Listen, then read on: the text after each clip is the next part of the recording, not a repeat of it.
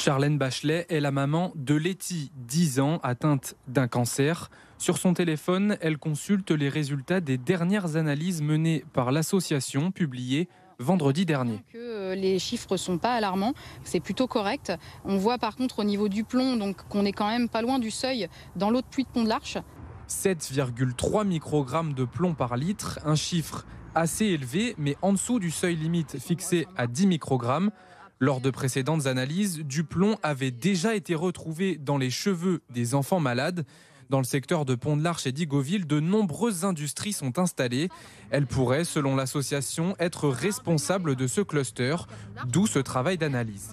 Le but, c'est d'éliminer certaines entreprises grâce au fait qu'on ne trouve pas de traces de leur travail, de leur pollution, et peut-être de confirmer avec d'autres, justement, ce qu'on va pouvoir trouver. En juin dernier, l'association avait analysé l'eau des robinets de ces communes.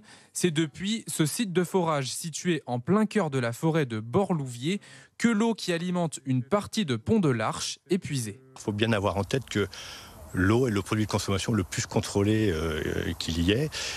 Donc c'est l'ARS qui nous impose un certain nombre de critères, en appui avec l'ANSES, l'Agence nationale de santé. Et donc là, sur ce forage-là, parce qu'on a la chance d'être en pleine forêt, on n'a jamais eu de critères non conformes. Coïncidence ou causalité encore non identifiée, les 16 cancers pédiatriques recensés par l'association, soit 5 à 6 fois au-dessus de la moyenne nationale, inquiètent et interrogent. Des familles m'ont clairement demandé s'il fallait qu'ils quittent Pont-de-l'Arche, est-ce que vous pensez que c'est dangereux de vivre ici, etc. Et il y a forcément une inquiétude parce que, comme je vous le disais, on a tous des enfants autour de nous. Et évidemment, quand nos enfants sont touchés, ça nous touche directement.